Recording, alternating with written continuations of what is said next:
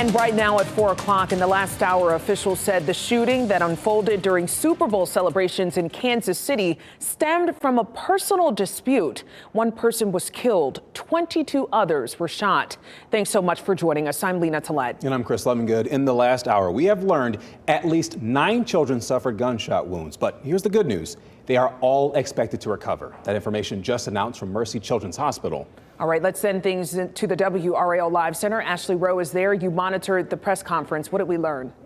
Well, we've learned a whole lot more about the number of patients at each of those hospitals and just how they are doing. I'm going to get to that to you in just a moment. But I first want to show you this picture. This coming to us from NBC News. This is outside Union Station, where a lot of this chaos and pandemonium unfolded yesterday. Take a look at this. Somebody has arranged the chairs to say KC Strong. So the recovery is just beginning. And that was one of the comments made from one of the news conferences just within the last hour, is that this recovery is going to take a long time, especially for all those children who were injured.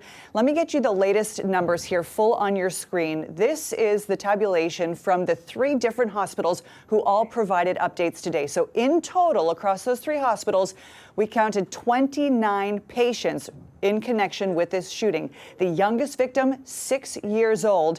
Here's the good news from Children's Mercy Hospital in Kansas City. There are only 3 children remaining. You'll recall there were 12 patients in the hospital yesterday, so only 3 children are remaining, and they are all expected to make a full recovery. Here is what one of the vice presidents from Children's Mercy had to say.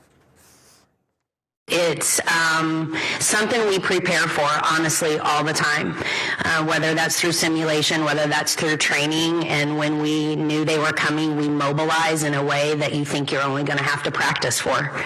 And so when they came, we were ready with multiple teams standing, waiting to do what we needed to do.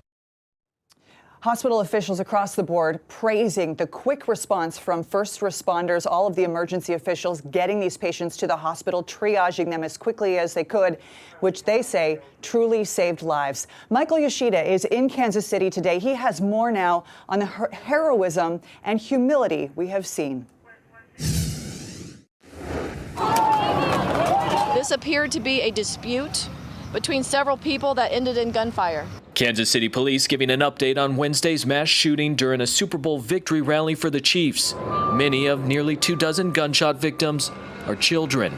At least half of our victims are under the age of 16. Killed in the gunfire was a popular local DJ, 43-year-old Lisa Lopez Galvin. Lisa leaves behind an incredible legacy. As friends remember her, some recall their own terrifying moments running from the gunfire. And all of a sudden, through the partitions, a wave of people come rushing through, screaming, "Gun, run, police are coming."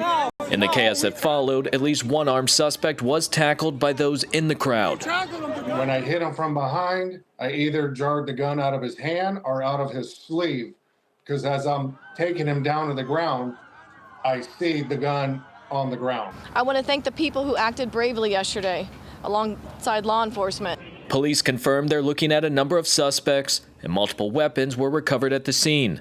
Several Kansas City players expressed their outrage on social media and concern for the victims. One attendee recalls seeing head coach Andy Reid minutes after the ordeal.